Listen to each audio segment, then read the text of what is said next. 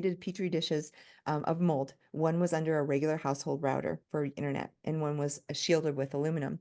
The one that was under the household router produced 600 times the amount of mycotoxins, meaning it felt that threat. Even if we can't see it, that living organism felt the threat in the environment. So as we throw up 5G and Wi-Fi towers and all this stuff around us, and we have routers in our home and we have Bluetooth everywhere, right? Those things are actually creating a threat to, number one, our physiology, ourselves. Our cells can feel that. And Mm. maybe people don't notice it because they're not that sensitive. But it also creates a threat if there is mold or mycotoxins in our own body. And so we actually become more toxic or more threatened in that way. And Welcome to The Way Forward, the podcast that dives deep into how technology shapes our health and well-being. From digital wellness to tech innovation to the effects of electromagnetic fields, we cover the environmental, social, and physical implications of technology. Ready to navigate the digital landscape with confidence? Set your dial to Discovery and tune in. You're listening to The Way Forward. Dr. Jill, thank you so much for joining the podcast. you're welcome. I'm excited to be here. Okay, so I was doing a deep dive into you for the last couple of weeks. I've listened to some podcasts and read a little bit about your book and your blog. And I really want to kind of start from the beginning because I'm like, oh my gosh, this woman's story is insane. I've cried so many times listening to you talk. And I feel like understanding where it all began is really, really important. So can we just like kind of start there? You got it. And thank you for that kind feedback. There's nothing that I want to do more in life than inspire people. And what I learned in the early days, which will lead itself to my story in a minute, is story is our connective tissue, right? And I will tell you, you would never know this, but I'm actually a closet introvert. Like I would just be like walking with my puppies in nature all day long if I had my choice. But years ago, I realized, oh, I have to be out there and tell the story. And of course, it's rewarding and I love what I do now. But that's the framework because it was kind of a reluctant in the beginning. So my story starts back on a farm in central Illinois. I was one of 5 children. I was the second oldest girl, strong, hardworking German Swiss family and wonderful, wonderful brothers around me and all that good stuff. And I really kind of started to learn about health and healing just through the fact that we had this half-acre garden and grew our own vegetables. And my mom was a retired nurse. And so I had ingrained in me the fact that light, nutrition, connection, family, good fruits and vegetables, all were the foundation of health and healing. But I did not know as a young girl that I was a healer. I also didn't know that I was an intuitive, empathetic woman. And I kind of grew up in this family that was very stoic, hardworking, don't complain, don't show weakness. And so I took on that mentality and I became a bioengineer before medical school and very, very analytical. But there was this whole other side of me that was waiting to be born. And that happened through suffering and illness and kind of going really deep and saying, who am I and how do I want to show up in the world? So all of a sudden, at my third year of medical school, I found a lump in my left breast. And I was not really worried. Once again, I was in the driven, very masculine energy trying to finish medical school. And in fact, my first thought was, I don't have time for this. I don't have time to check out a stupid lump that's going to be benign anyway, right? Mm. But at the insistence of my husband at the time, I got it checked out, ultrasound, mammogram, and everything was highly suspicious. But everybody was still like, well, Jill, you're 25, right? 25-year-olds don't get breast Wow, cancer. that's so wild how young you were. Yeah, 25. Me too. I was like, literally, it was days after my 25th birthday. So I was almost like just out of 24, which is crazy. So very soon I realized it was aggressive cancer. I'll never forget that day where I was sitting. And I always say, when I'm talking to audiences or anything, we all remember like when the World Trade Towers fell or where we were, who we were with, sometimes a song on the radio, or if we've lost a loved one and got that phone call, or these things that are like life changers. They're moments that change our life forever. Mm. They're so impressioned in our memory. And for me, this was one of the first of those moments. And I was sitting in a chair in my condo and got a call from the surgeon. And she said, Jill, and of course, in medical school, the surgeon and the doctor are also your professors and you're Wow. friends with them. It's not just this person that doesn't know you. So she calls me personally a couple days after the biopsy and said, Jill, I don't know how to tell you this, but you have aggressive breast cancer. She actually told me that I was the youngest one ever diagnosed at Loyola University in that year. Now, since then, there's been a lot of young women who've been Yeah, diagnosed, but I'd at the imagine that's time, changed a lot. yeah, sadly, like now I'm not unique at all, which is great and horrible. And Yeah. so anyway, diagnosis of cancer. So my life just in an instant, like was, wow, what do I do? And at that moment, now I'm 20 plus years post cancer and vibrant and healthy. But at that moment, you don't know if you have 6 weeks or 6 months, or you don't know what your lifespan is going to be. And it was the first of many lessons where I had to dive deep into the heart of a healer on both sides. So not just as a physician, but like, what am I going to do as a patient whose life is on the line? And I dove into the research, tried to find the best protocol. And one of the big compassions that came from that is the understanding that number one, there's no black and white. We all want medicine and answers to be like X, Y, or Z, or just Yeah. Tell choices. me exactly what to do. Yeah. Yeah, and it's not that way at all. Yeah. It's so gray. And if you really dive into it, it's so gray. It's almost like, holy cow, they're basing this on 1% survival. Wow, that's crazy. So I learned that in the journey and learned that, well, then I can make some choices that may not be conventional. And I literally designed from the chemo, the type of agents, how I got it. Everything about my treatment protocol was unique. Like I was like, oh, can we do this instead? Can we do this instead? And here I am surviving. So it obviously worked, but I was very had conversations, and I kept finding when there was a doctor who completely disagreed or wouldn't support me, I found someone else. And I think again that's a lesson to the listeners. If you are facing something difficult, find someone who is a collaborative person who can really find what works for you. And not that they can't give you medical advice, because they're going to maybe know things that you wouldn't know, but that collaboration is so critical. And for the patient to feel at peace moving forward is also critical, because if you're like, oh, this doesn't feel right, your body's not going to heal. Yeah. So learned a ton in that and had aggressive chemotherapy, lost all my hair, radiation, multiple surgeries. And then 9 months later, I'd been out of medical school for treatment and I was coming back in and like, okay. And once again, that German work ethic was like, well, you've taken 9 months off, go right back in it. Yeah. In hindsight, what I would tell that 25-year-old about to be 26 is take some time, heal, let your body rest. And I didn't know how to do that. I didn't know how to rest. So I Mm. went back probably in hindsight too soon because I was still sick. I was running fevers. I was a mess. And yet no one knew it. I just worked and pushed and tried until one day I passed out in the ER. And then I was diagnosed with Crohn's disease. I was taken into emergency surgery and came out. And the surgeon is like, well, Jill, you have Crohn's disease. So that was very all early in life and lots of crazy, crazy diagnoses. So do you Um, think that the Crohn's disease came from all of the treatment that you had? Like how did that like how, because you hear it's yeah. like people get one thing after the other and it's like how does that happen? Yeah. So now, and that's always been like, that's what I love is to solve mysteries, even in Yeah. clinical practice. So even for my own health, I'm like, okay, why did that happen? What happened? So I'll kind of frame some of the factors for you all and for the listeners.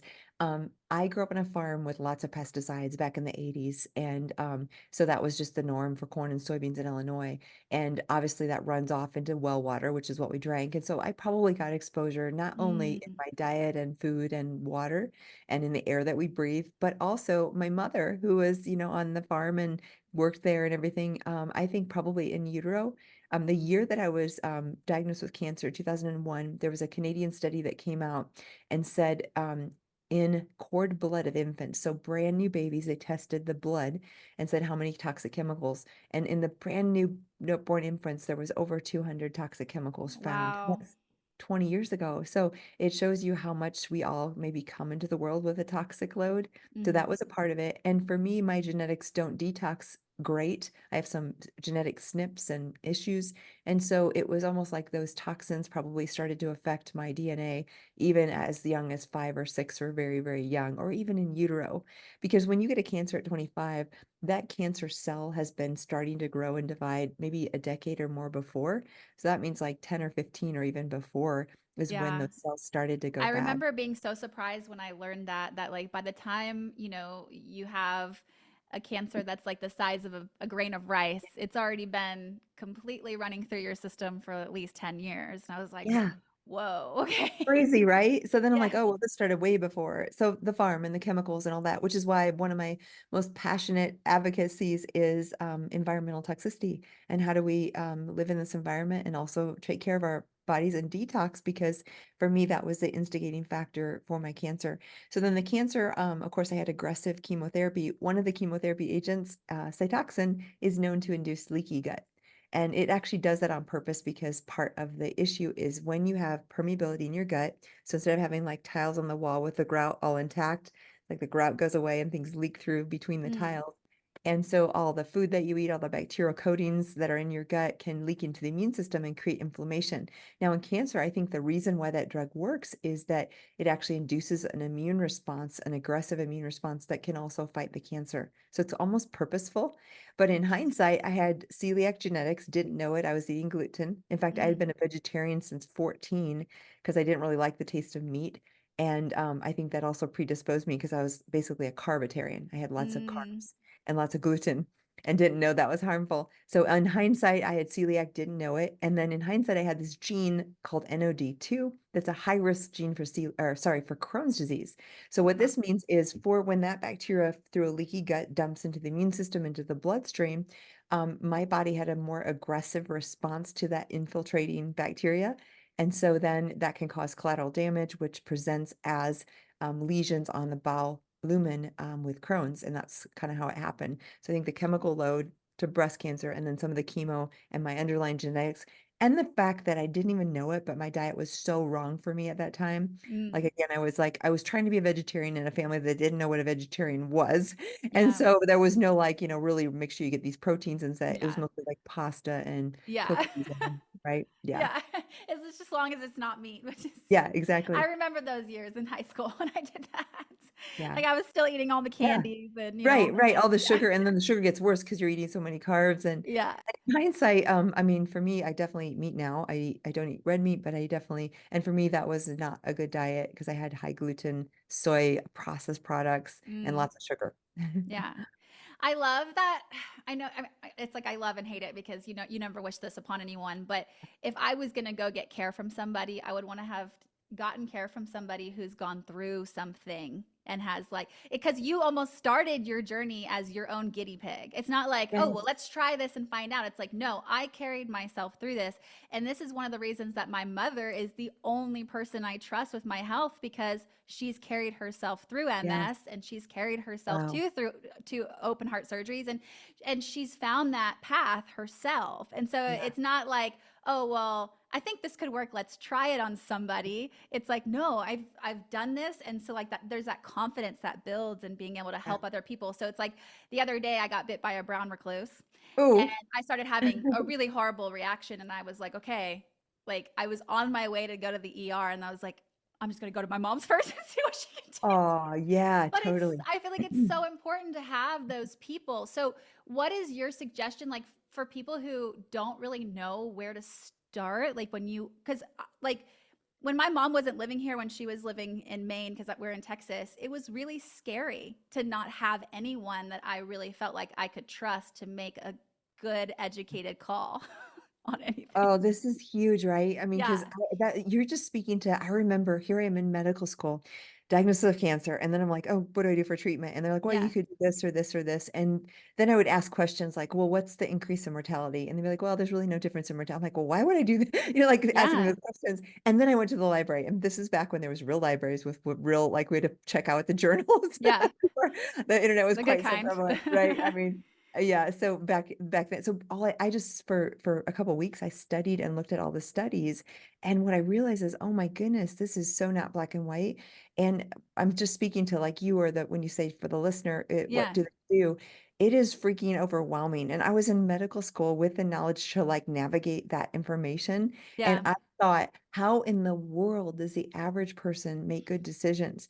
So Mhm. here's my answer. This is Yeah. why the book is Science and Faith, left brain, right brain. It's like, how do we bring these two worlds together? Even conventional medicine, integrative medicine, in everything that I do, I'm like, wait, you can say both and, not either or. Mm. So I was all here trying to make a decision.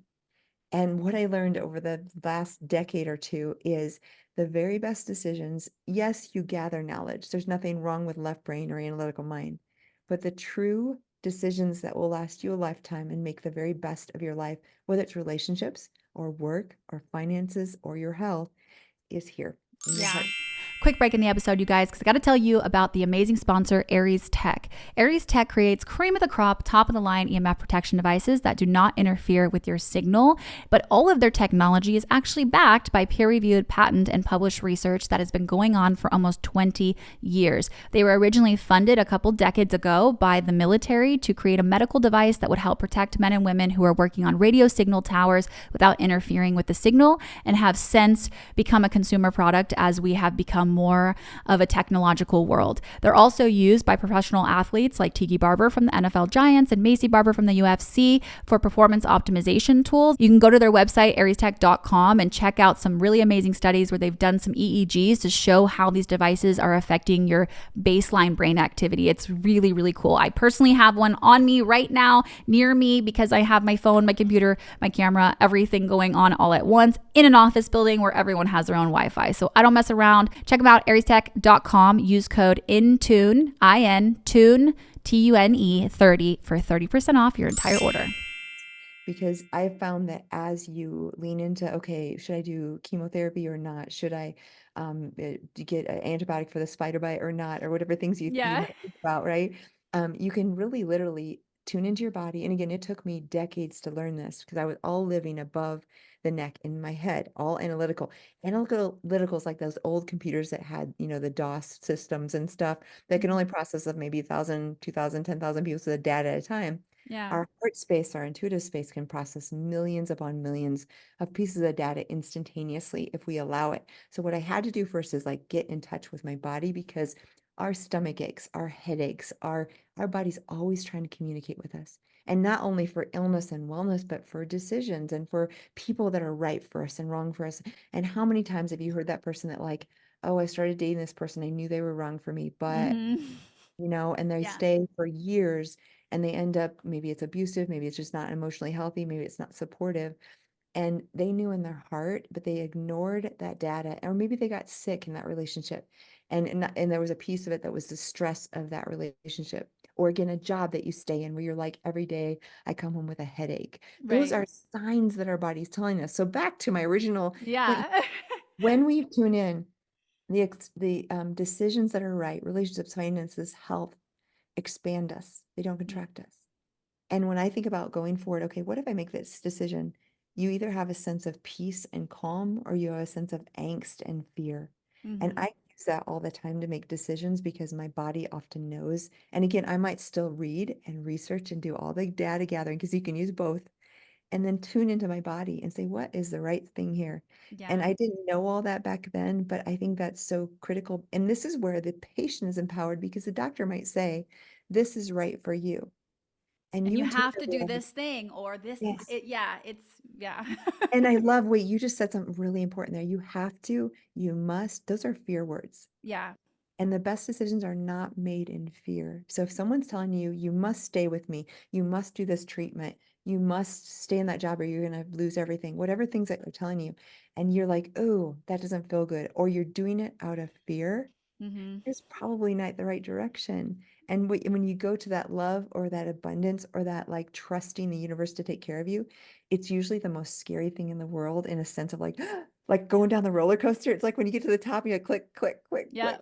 And It then you're is. like, Yeah. but it's so full of joy. And so there's a difference in that fear because that fear is like anticipation and excitement about the future, and you don't know what's going to happen. You have to Yeah. like the outcome, just like the roller coaster. And then you're like, oh, this is so great and so terrible.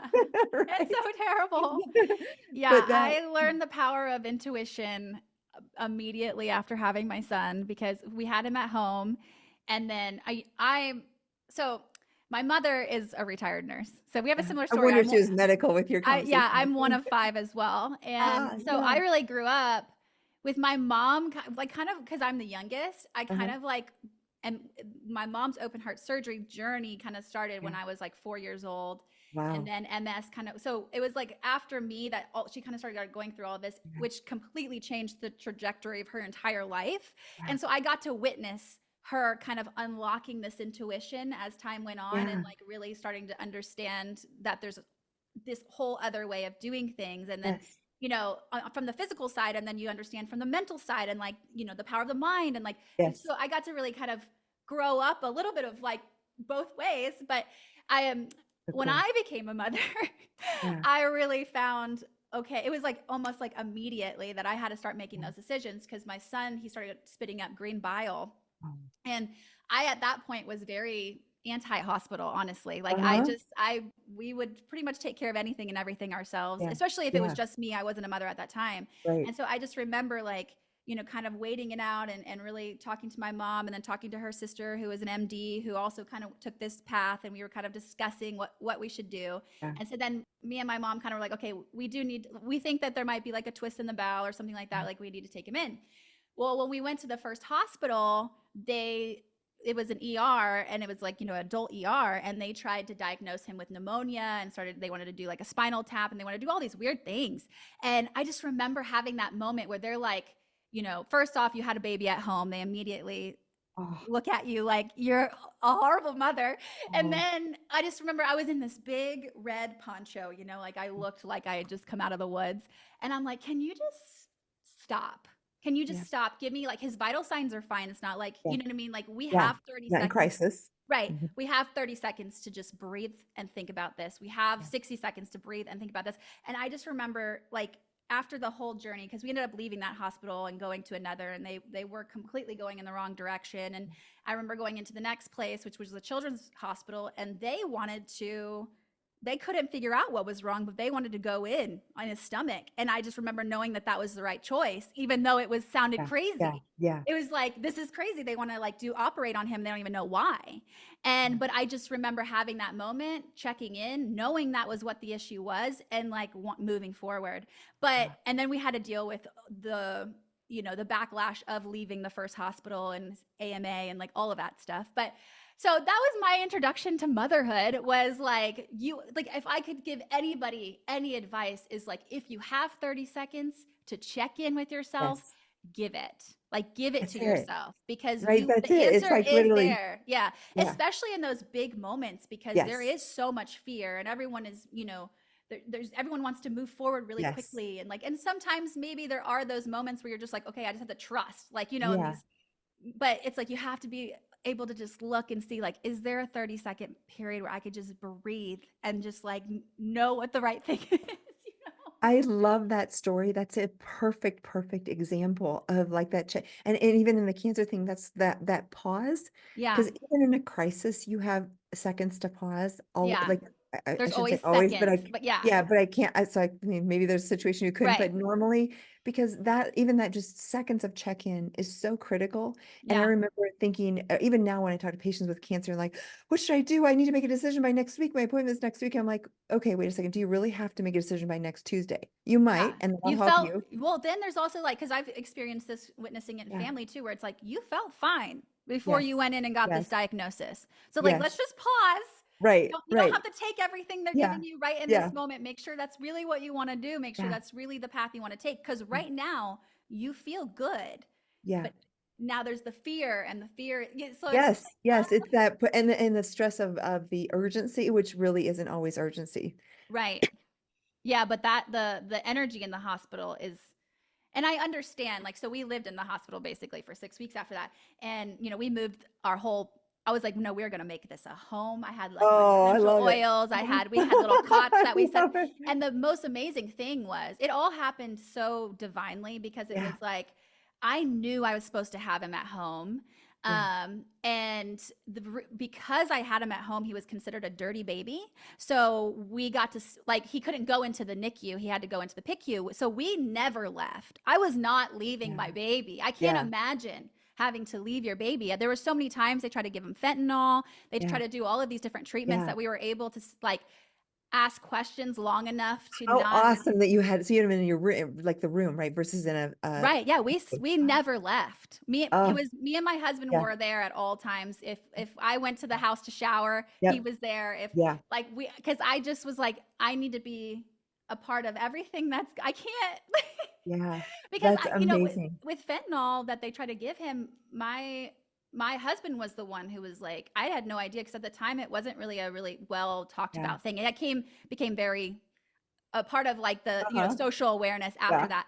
But he was like, Michaela, like, I don't know. Like, I think we should look into this. It's a very medically malpractice. He kind of started, and then I'm like, Yes. okay. So then I started asking a lot of questions about Uh-huh. it just to try to push him off, push him off, Yeah. push him off. Yeah. And then the final moment, this was like I was like, I know she'll appreciate this because I can hear it in your stories, but, and it sounds so woo woo and crazy, but basically there was like a final moment. I was like the fifth doctor resident. There was like Yeah. one of the schools that said, this is like torture. We need to give him the fentanyl. And my question was, if we give him the fentanyl, then you have to keep the ventilator in, because then he's going to Yes. stop breathing on his own. The Yes. ventilator's going to, and it's just going to start this cycle, because now Yes. he's going to be in pain because of the ventilator. And then you need to give him more fentanyl. So I just didn't it didn't make sense. And I was like, but he's in pain because of the ventilator, not because of the surgery. Like, this is Yeah. what we can tell that that's what's happening. Final doctor comes in, and I end up like, they leave. I end up having like just sobbing and talking to Atlas, my son, who was Yeah. 12 hours old at the time or whatever. And I'm like, you're gonna like, I'm doing everything I can. If this is what's gonna have to happen, we're gonna have to push through this. We're gonna have to make it. Like, I'm trying to hold off, but like, if you could just start breathing, like this whole thing. We were like having this whole dialogue. And then this doctor walks in, who was he was like basically the ventilator guy. Like, he was the ventilator guy. And he was on his last round before he got off work. And he comes in and he turns the ventilator off, and he asks the nurse, when's the last time he's had fentanyl? And she's like, we're about to give him his first dose. And he was like, no, let's see if he can breathe on his own, because we don't want to start a cycle where he has the fentanyl and then has to, like, literally this entire time I've been asking What these you've been questions. saying. And so she had it in her syringe, and he stopped her from giving it to him. And within 20 minutes, the ventilator was out, the catheter was out, all of these different tubes that they have Yeah. hooked up specifically because of the ventilator. And we were Right. holding him. And I just remember being like, who was this angel that just walked in? I had never seen him before.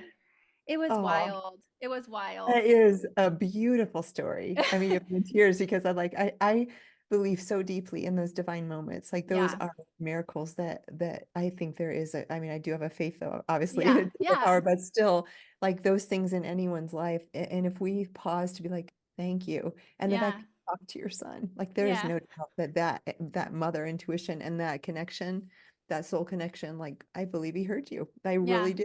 Right? Like, Yeah, no. And so my husband, he didn't really grow up very religious. And I grew up kind of really religious, where then I went through a stuff uh-huh. where I was like, I don't even want to talk Yep. about God, because like it's so scary. And, I went the opposite way, and now I'm kind of Yeah. finding my relationship again. Yeah. But I Yeah. just remember that, like, even in that moment, we didn't know what was going to happen, because Yeah. whenever they went in to go do the surgery, they're like thinking it was going to be 45 minutes. It could be just Yeah. like a little twist. It ended up being that he had no middle intestine at all. He had a top and a Wow. bottom, and they had to, like, the resident that was Reconnect. there came up with how to fix it, because they had never done a surgery like that before.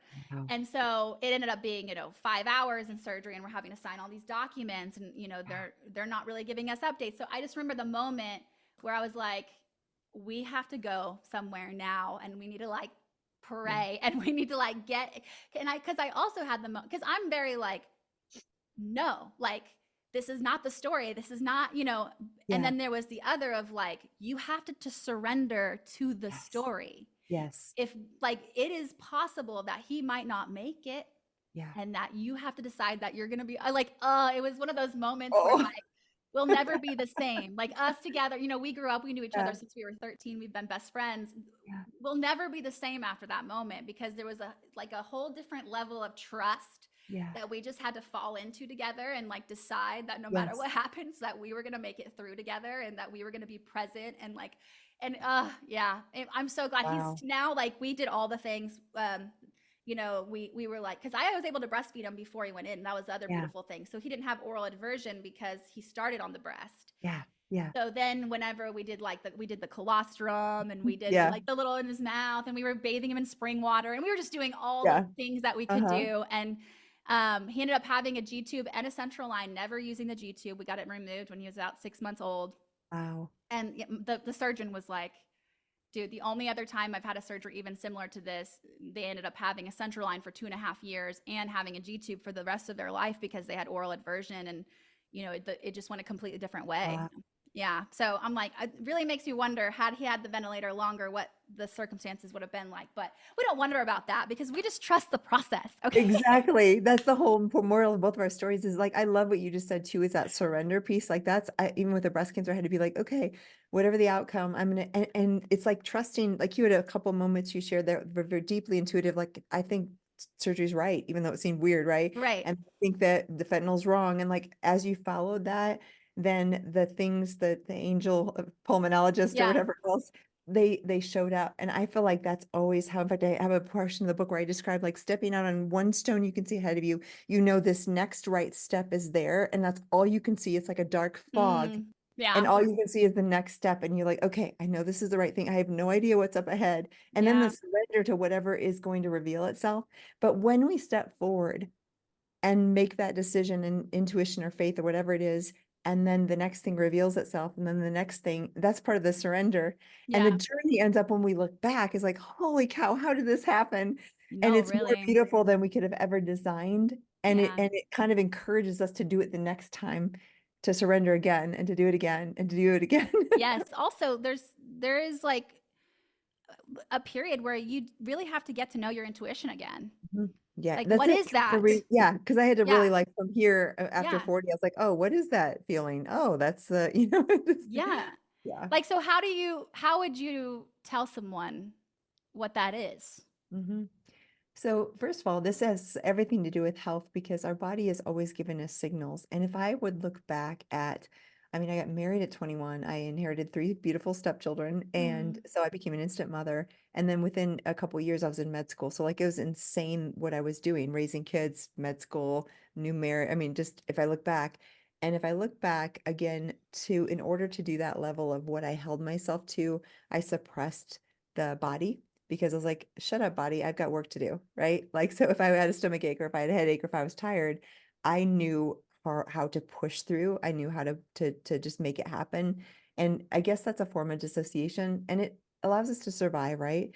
But because of that, I had suppressed all those things. And I have no doubt that the cancer, the Crohn, some of those things were my body like screaming out, hey, you cannot keep this pace up forever.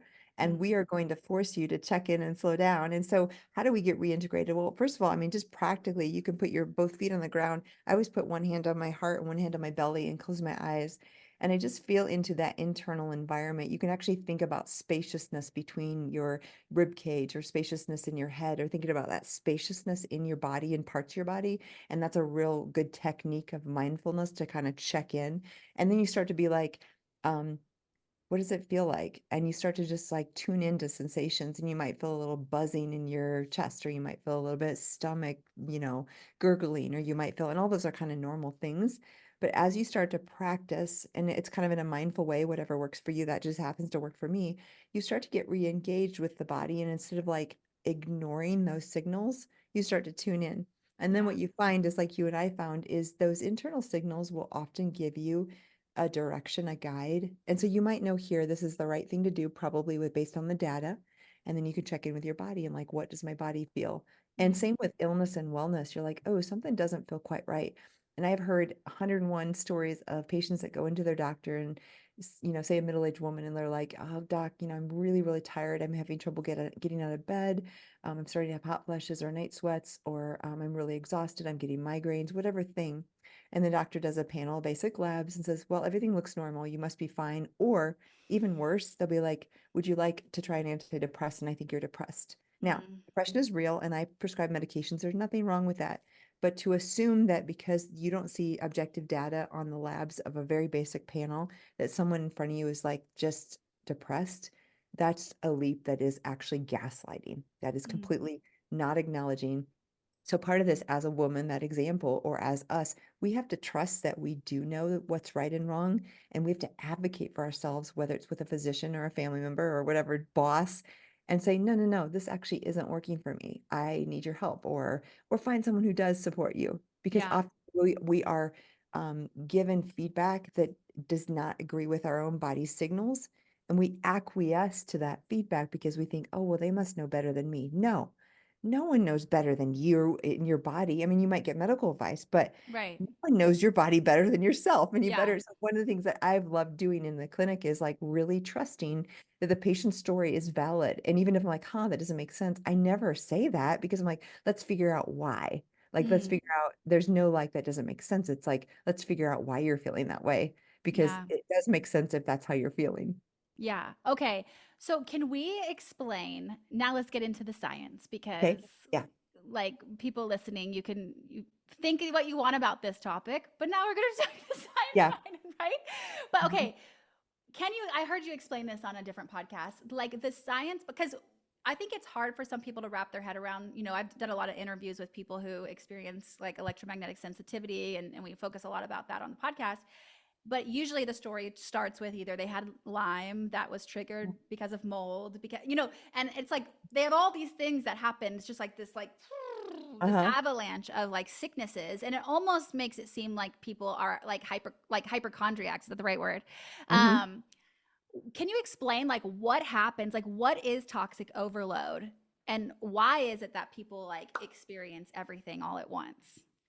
Yeah, so I always frame functional medicine in the realm of toxic exposure, toxic load, and infectious burden, because usually at the core of the complex chronic inflammation, immune dysfunction, autoimmunity, immune deficiency, whatever things are actually manifesting in the world, it's a combination of those two complex factors that are playing in.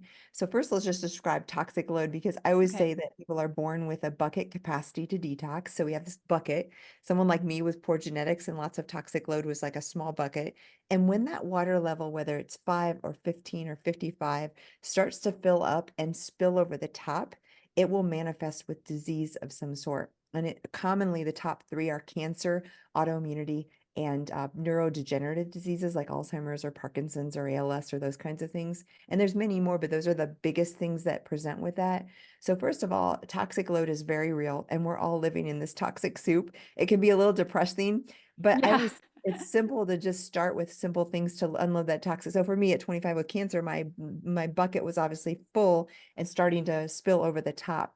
And so that concept is important because whether you're a clinician looking at a patient in front of you or you're a patient who's suffering, you have to think about how do I decrease that toxic load? Because as soon as we get back margin at the top of the bucket, the body can heal. The body can do things that are amazing. And we have something we even call reversible autoimmunity, where someone who with an autoimmune disease does, like me with Crohn's, no longer has it when we go to that toxic load and bring it down. Mm. Um, and when you mention chemical sensitivities, EMF sensitivities, I know immediately if you come in and say, I walk down the detergent aisle in the store and I get really sensitive, I start to sneeze, I have a headache, I'm really tired, or they say that I'm super sensitive to EMFs in my environment. I put my phone to my head, or I can't have a router in the same room, or those kinds of things.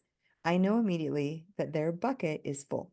Like that's just a thing that tells me, oh, toxic load, bucket full, because they would not be multiple chemical sensitivities, and that sensitivity, whether it's EMF or otherwise, does not happen until your system gets overwhelmed. And so I know that I have to reduce toxic load. Now, that could also be mold exposure, which of course is my expertise. Yes. Um, Heavy metals, parabens, phthalates, PCBs, PFAs, which are polyfluorinated compounds like Teflon, Gore-Tex, which are now everywhere and they're forever, so they don't break down easily. But then on this side, I mentioned infectious load, and that would be like your Lyme disease, your Epstein-Barr, these other infections. Even brown recluse spiders carry something sometimes. So let's hope and pray that you don't get anything there. But I heard that, like, oh, hopefully no Bartonella or anything like that.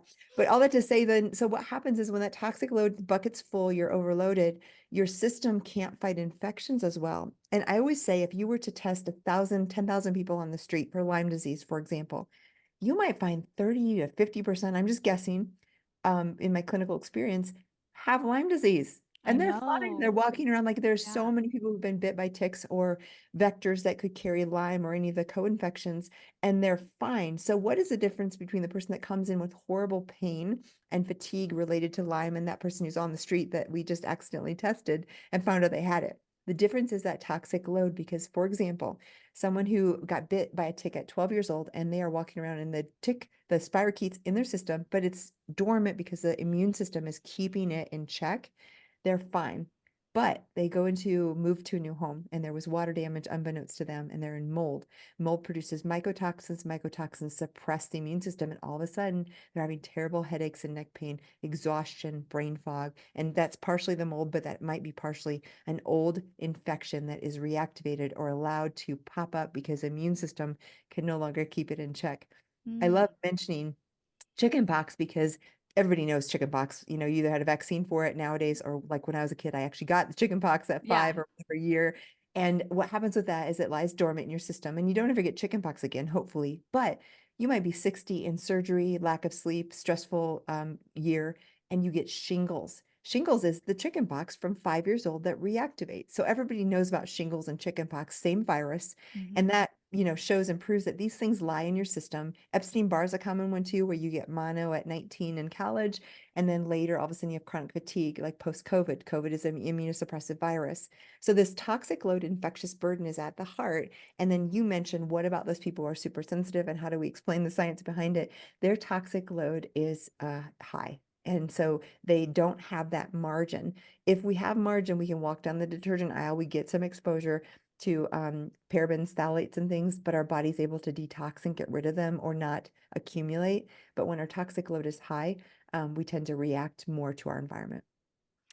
Okay, so yeah, I have a family member who got their gallbladder removed and was experiencing a lot of different symptoms. So they ended up removing the gallbladder, and now like she is so sensitive to everything. I mean, when she's Yeah. like, no one believes me, because she would Oh, listen to yeah. one of my podcast episodes and then start calling. She's like, I think I have hypersensitivity, but no one Oh, believes me. yeah. Like every Yeah. time I'm at my house, because she lives near airport, and Hmm. then she has three Wi-Fi routers because she runs a business from home, and they're like up in the mountains of Yeah. Montana, and she's like, I can just like my ears are ringing all the time, and like Yeah.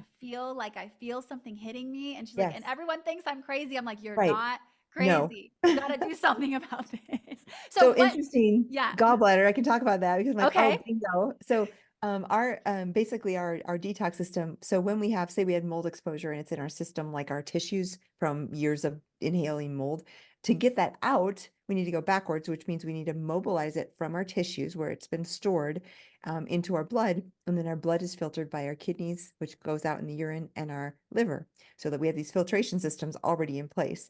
And so then if we can mobilize like sauna, dry brushing, glutathione, we mobilize that toxic load back into the bloodstream, and then the body is filtering it. The liver's the first line defense. The liver basically phase one takes something that is fat soluble, turns it into water soluble phase two, and squeezes it out. And guess where it goes? It goes into the bile, which is stored in the gallbladder. So most of our Mm. toxic load from this process, phase one, phase two of the liver, gets thrown into bile, and that gallbladder is holding that bile and squeezing it out appropriately at meals.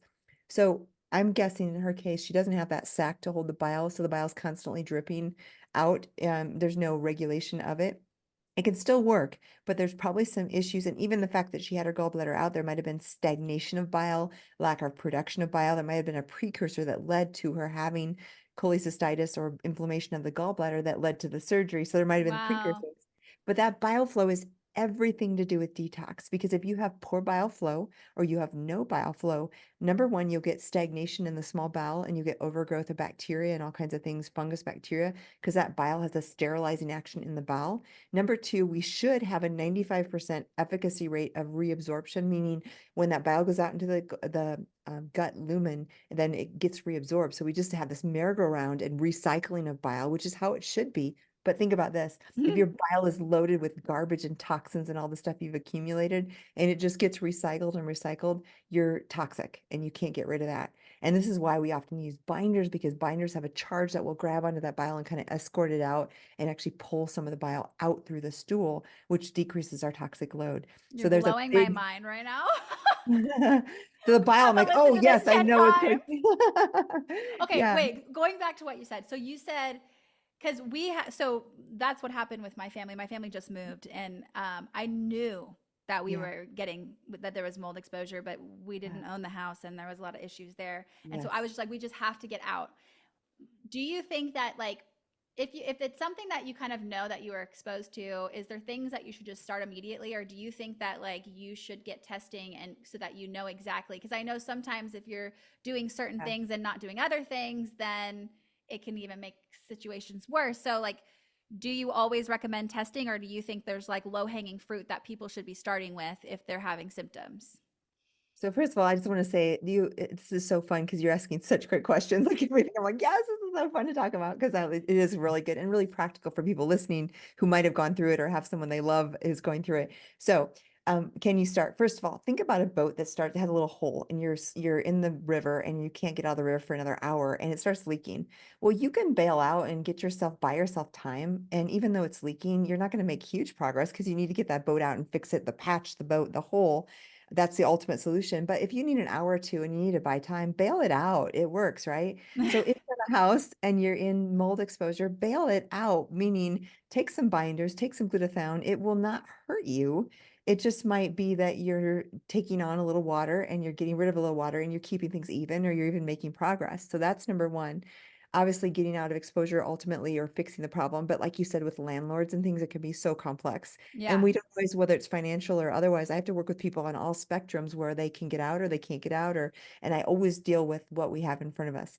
Number two, I love testing. I'm a data person, but Okay. anyone out there who has an issue or suspects an issue, you can do a ton without testing. So you do not have to have, what I would say is if you're unsure if there's an exposure, I always start with, you can do this at home yourself, a dust sample, which is a qPCR. So that's a great way to test Those are the because little petri dishes. those are different. Those are more air samples. Okay. And Okay. it's literally like a Swiffer cloth. They'll send you the dust. A Test is a company I like, and they just send you a cloth, and then you wipe down different areas in the house. It'll tell you how to do it and send it in. And they look for DNA in the dust of the Mm. mold. So I find that's really accurate for kind of historical exposures. Then you still have to find the root, but that's a really great way to start. The petri dishes are okay, but some of the most toxic black molds will almost never be in the air. So you might get a false negative, excuse me, meaning like it looks pretty good and there's really a toxic situation. And I find the dust does a little better. So you can start there if you don't have a doctor or don't have an expert. Ultimately, if there is an issue, you need an expert to figure it out and help you remediate, but you can start. And then the other thing I was going to say is if you know or suspect exposure and you can't mycotoxin test or whatever else, you can start really simple. And I love giving people this advice because anyone can do it. And it's clean air, clean water, clean food. Like Yeah. everybody has access to those three things. So clean air, you need to get an air filter, open your windows, get airflow, because even if you are in a house you can't leave and you can open the windows, dilution is the solution to pollution. So if you dilute that airflow, and get a little air coming in your house, you're gonna feel better. Do And you it's not ever, sorry to interrupt you, do you ever recommend ozone? so ozone can be so say a house so for example, after the fires, we did hydroxyl machines and ozone in our office because there was so much smoke damage. Mm. And if someone really had a house that had a moldy smell or whatever, ozone will clear that up. But number one, you can't be in a house with ozone, it'll Right. burn your lungs. So you'd have to do it without. And number two, that reaction of the ozone to the particulate that is toxic can create reactive oxygen. So if someone really has lung issues, even if they wait 8 hours and go back in, they might actually have more issues like burning or damage to the lungs if they have sensitivity to reactive oxygen. So ozone's tricky. There is a Okay. place for it. Or say you have books like a library that you needed to clean and you can't really wipe down that paper. You might be able to ozonate books or paper and get it more clean so that you could bring it back in your house. So there is a place for it, but I am extreme caution. Okay. But, That's good to know. Yeah, yeah. that's good to know because I've And heard a there's a lot of, machine called hydroxyl that is a little safer. It's a little less common, but I like when my smoke damage office would needed remediation, I chose hydroxyl over ozone because it was safer and actually more effective, even though it's okay. less common. So yeah, That's clean air. awesome. Okay. Clean air, And clean then, and water. also, yeah, clean water, and then just getting filtered water, mineral water is hugely effective, and just making sure you're not drinking out of plastic and that your water is actually filtered, your showers are filtered, because again, that's an input. So clean air, clean water, clean food, making sure that organic, non-GMO as much as possible, because those inputs are part of the bucket level. And so even if you don't, and one thing you alluded to before is, do you have to know every last toxin in that bucket? And the answer is no, because it's Okay. almost impossible. So Yeah. yes, sometimes there's like metals versus mold. And the truth is, if mold is an issue, that rises to the top. You have to deal with that before you deal with metals or other toxins. Anyway, That's wild. Yeah, we noticed that after we moved, our immune system, like we've been in it for so long that like once we moved out, I got sick immediately after we moved into Yes. like a new environment. My Yeah. kid got sick immediately. And then, we're like, oh my goodness, is there stuff going on here? I'm like, I know, no, I think that like our body was so Yes. overloaded that like this new terrain is like, Yes. Yeah, there's something called unmasking, and that happens in two ways. One is what you mentioned. So, when think about this, if we're drowning in the water, the bucket levels, like say we're in the bucket, we're like, oh, it's so high, and you start to bring it down, and it's like here, yeah, that masking happens because, like I said, you can't detox if you're drowning in water. Your right. bucket's full. But when you bring back margin, all of a sudden that margin allows you to bail out the boat and get detoxed, but it also allows your immune system to start to function. And most of the times when you get a virus or a cold or something, it's actually the immune response to that virus that makes you feel sick, the cytokines. So Mm, if you have no response because your immune system is completely on, not working, you're going to be like, I don't get sick. Whereas you really do, you just can't fight it. right. Um, versus afterwards, when your immune system is working, you're going to feel more fluey, more malaise. That's your immune system working. So you're right. Yes. My son has like had 4 weeks of just constant drainage. So we've just been Yeah. like doing everything we can to help him along. But that was kind of my thought of like his immune system must be just Yes, kickstarting again. finally. And now we're seeing he has Yeah. sensitivities. Yes. Like, so anyway, that's super, super interesting. Okay.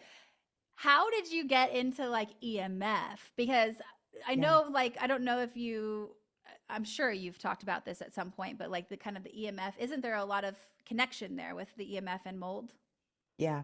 So,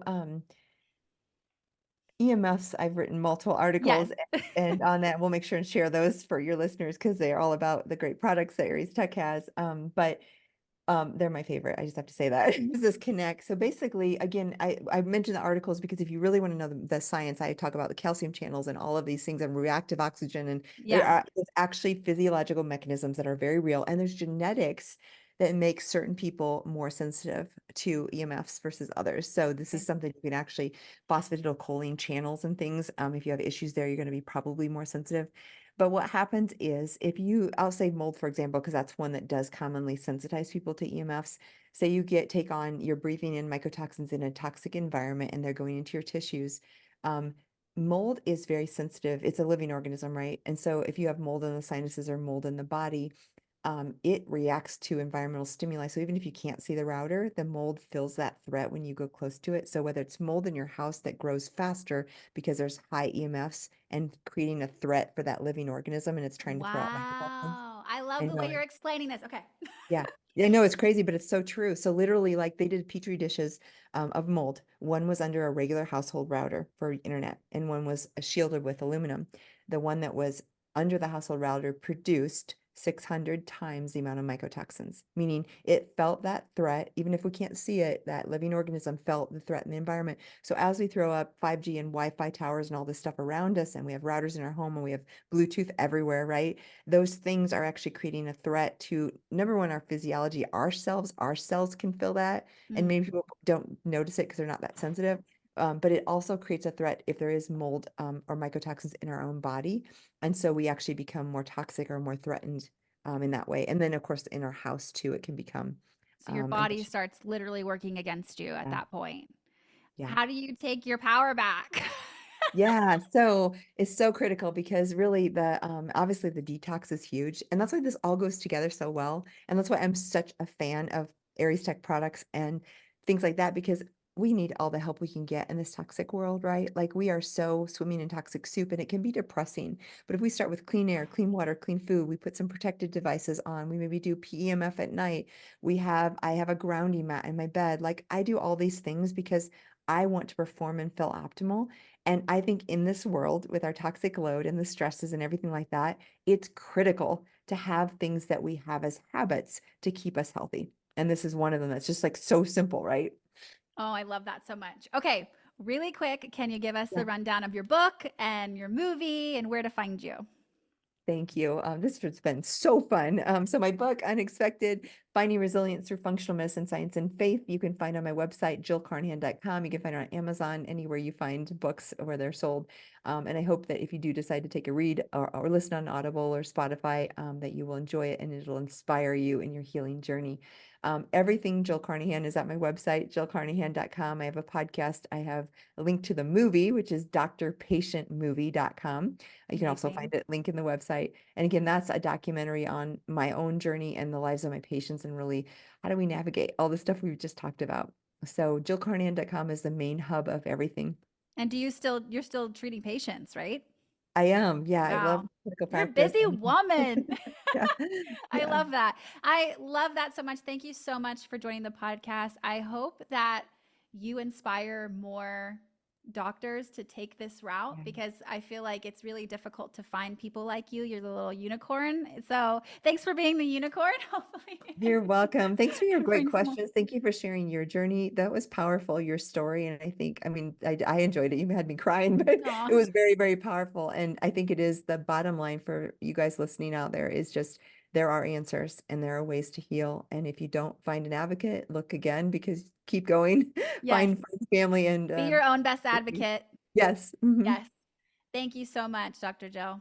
You're welcome. Bye.